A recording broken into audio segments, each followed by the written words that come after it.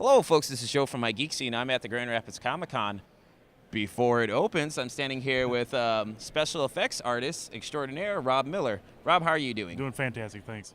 How has the con been for you so far? It's been fantastic. We did it last year, and it was our first year, and this year's even better. I mean, the traffic on Friday was just amazing. I couldn't believe how many people were here, and the costumes were fantastic, and it was great to see that many people out for the first day. Yeah, the reason why I'm doing this interview before the con really starts is once it gets going, this man's going to be really busy because he's got a lot of cool stuff to check out. All right, well, how did you get started, sir? I got started in actually sculpting when I was young. I was like 9 years old, and I collected action figures. Star Wars was a big influence in my life, and the figures that they didn't have, which was surprising they didn't have certain figures, but I made them. I made them out of epoxy putty, plumber's putty, started sculpting them, started manipulating other figures to make the figures that I wanted, and that's what really got me into it, is doing the actual kind of making my own from existing figures. Were there any influences in the special effects department? Yeah, definitely influences on me. Jack Pierce from Frankenstein, Dick Smith. We have Rick Baker. I mean, Tom Savini. They were all great. Grew up watching horror movies, and it was just growing up watching the early horror and silent films and stuff like that. That was really an inspiration on me. I was even all right. Impromptu question: favorite horror movies then? One of my favorite horror movies is Nosferatu, the 1922 Max Schreck. Max Schreck, yeah. Just the stuff they did in 1922, where they took, because they couldn't film at night because the cameras weren't sophisticated enough to do night shots. They'd actually do negative, so it would actually look like night, and to speed up the film to make it look like they were running fast. Just the things they did back then, and the makeup, because they didn't have YouTube or anything like that to where they could watch tutorials. They had to make the stuff up, and for being that old and doing the things they did, it just fascinates me. Unfortunately, they didn't have YouTube back then, because I can imagine just the negative comments and haters like, oh, I could do better. Well, what has been your most challenging project to date? Challenging project to date, I would have to say, I really haven't had one. I mean, it's kind of funny to think about it. I really haven't had a real challenging. I mean, there's challenges in every project, but you kind of go over the problems in your head and try to mash them out, and it's, I hate to say, I don't want to sound like a... I don't think you're being cocky, Yeah, sir. no, it's just, there's nothing that I haven't been able to succeed at if I just put my mind to it. I mean, there's certain things I know I can't do and I don't even try, but, with the Hulkbuster, it was we made it up on the fly. There was no plan whatsoever on that. We just kind of said, cut this and make this, and kind of had it in my head.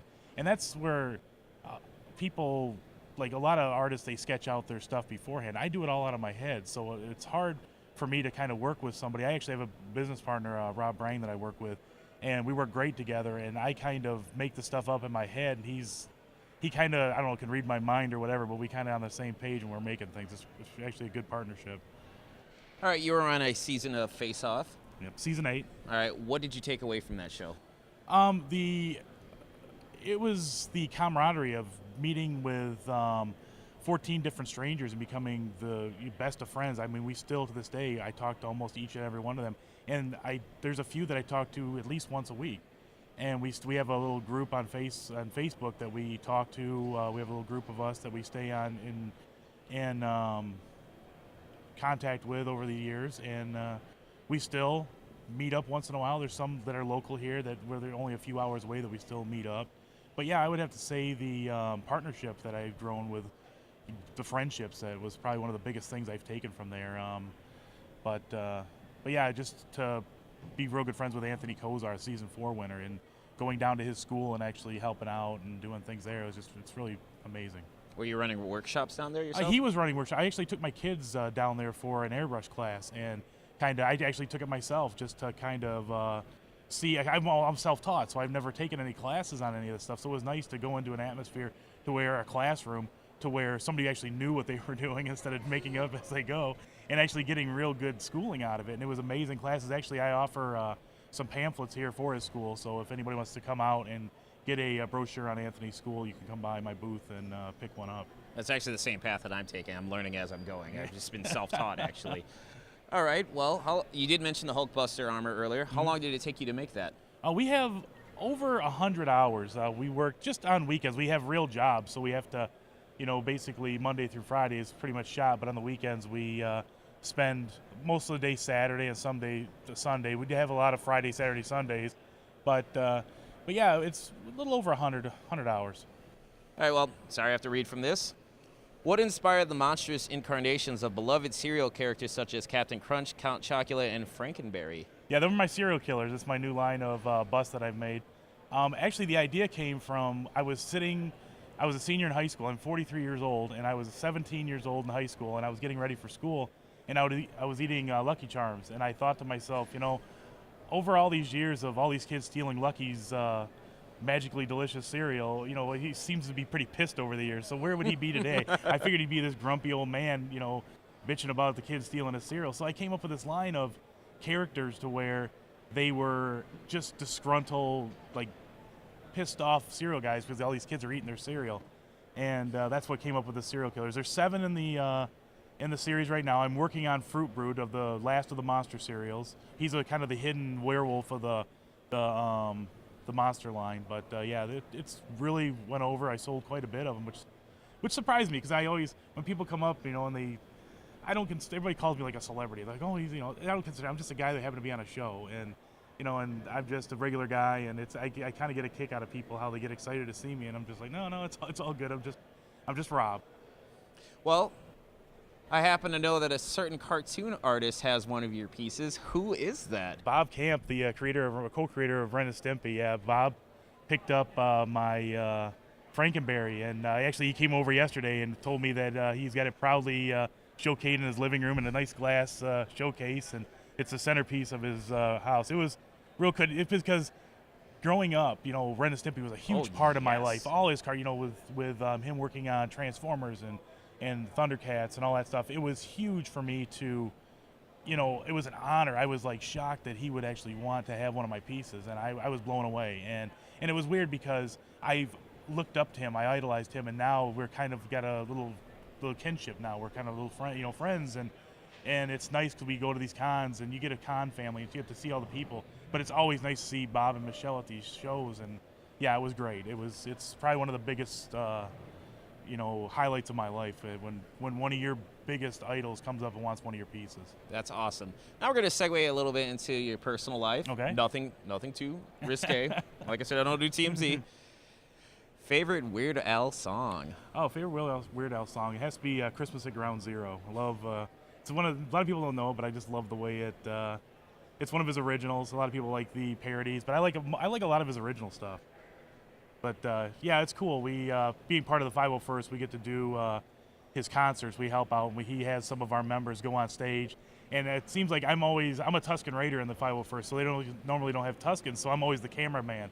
So I get to go to the concerts, and we hang out with Al and his crew, and we get to go backstage. It's weird because we have all access passes, so we're walking right by the fat suit. We're walking right by, White and Nerdy. We're backstage at the makeup tables and stuff. It's amazing, and he's right there. He comes up and does a meet and greet with us, and it's fantastic. He's a great guy, and it's just an amazing experience. I would love to go to one of his concerts. Yeah, that's awesome. I loved his cover of Smells Like Teen Spirit. Oh yeah, that's a classic. But you, sir, are apparently a psychic amongst being a special effects artist, because I was going to ask about your membership into the 501st. Yeah. You already segued into that. I've been a member. Is there anything you left out? I've been a member since 2010. I don't get to do as much as I want to because before I was doing a lot of troops. I've got over 50 troops, which I wish I had more. There's some people in our group that's got over 300, 400 troops. But with me doing the shows now, people want to see. I would much be happier in a costume, walking around getting pictures with the kids and stuff. But a lot of people come to these shows, and I have a booth, and they want to see me and not some guy in a Tuscan suit. So I don't get a chance to troop as much as I want to. But I'm really hoping to get back into it. I'm still working on a Gamorrean Guard costume that I've been working on for a while. Hoping to get that done. But it's a great group, great organization. And they do a lot of good things for children's charities. All right. Well, I swear you're psychic. We're going to get to that in a moment. But is it true that your wife creates wizard wands? Yes, my wife, she's kind of got the bug in creating things. She's making the Harry Potter wands. I wire them up for electric, and then she takes them, sculpts them. They're all individually hand sculpted by her, painted. And then she's also doing these creepy dolls. She's taking old antique dolls and kind of making them creepy, making them zombies or like broken face dolls and stuff. Yeah, but so she's got the bug too. So she's getting the creative side and kind of letting her outlet go on these different projects. All right. Well, favorite charitable causes to support? Well, the Down Syndrome Society is definitely a big part of my life because my youngest has Down syndrome, and they've always been there for us. And I always like to give back to any children's charity because that's our future. And I think if you got to take care. Actually, today I'm you don't have to, but I've got a bucket out. So if anybody wants to donate to a great cause, it's the a pageant that has. It's for special needs kids, and what it does is it gives the kids dresses and makeup, and it makes them feel like a princess for the day. And it's any child with a disability, and it's a great organization. What's the name of the organization again? My wife, I don't know the exact name of it. I'm terrible about this. Our All Kids Matter pageant, and what it is, it's the charity for, like I said, kids with disabilities, and they don't have to pay a dime. It's all free of charge, and we take care of everything. And all the money I get goes to that 100%. So awesome. And if people wanted to find out more about you online, where could they go? They can go to my Facebook page, Rob Miller. They have at Rob Miller Art on Twitter, and then at Rob Miller and Instagram. And then actually our business is WMB Custom Creations on Facebook. Okay. I'm working on my webpage right now, so we're getting that. And so that'll be in the works. And actually there's going to be some major changes first of the year. So we're going to be changing up some big things. We have my old business I did by myself was Artistic Ape Studios. And a lot of people like that logo. It's the monkey I did, the chimpanzee. And so I think we're going to go back to that. We're going to, instead of doing the WMB, we're going to go back to artistic. We're going to make it Artistic Apes. And so we got a new logo, a new business name, and it's still going to be the same thing. Nothing's changed, but it's just a new look, and people recognize that. They're like, well, what happened to the Artistic Ape? And a lot of people have been wanting, it's got a good look. It's got a good look for a T-shirt. So we're going to go to that possibly next year and start up, and then we'll start the new webpage, artisticape.com. Okay. And or artisticapes.com. And so there will be some new things, a lot of new things for next year. You heard it first, folks. Final question. What would you like to say to your fans that have supported you throughout the years? Oh, I just want to say thank you so much to the fans out there. I wouldn't be here if it wasn't for you guys. Coming to the show and seeing me and requesting me to be at these shows, it's because of you. I wouldn't be here if it wasn't for the fans here. And the fans are great. We've actually built a lot of good friendships here in just Grand Rapids itself. Actually, I had a few people that I met last year sent me a message this morning saying they're coming out and they're anxious to see me. And it's nice to see these people. You kind of grow a friendship over the years, and you meet them, and then you talk to them on Facebook, and then you at least see them once a year. And so it's great. It's the support I've had has been just amazing. Everybody has been just fantastic, and like I said, if I wouldn't be who I am, if it wasn't for the fans. All right, well, Rob, thank you for this interview. Thank you. I really appreciate it. Folks, this is Joe from MIGeekScene with Rob Miller at the Grand Rapids Comic-Con. Take it easy.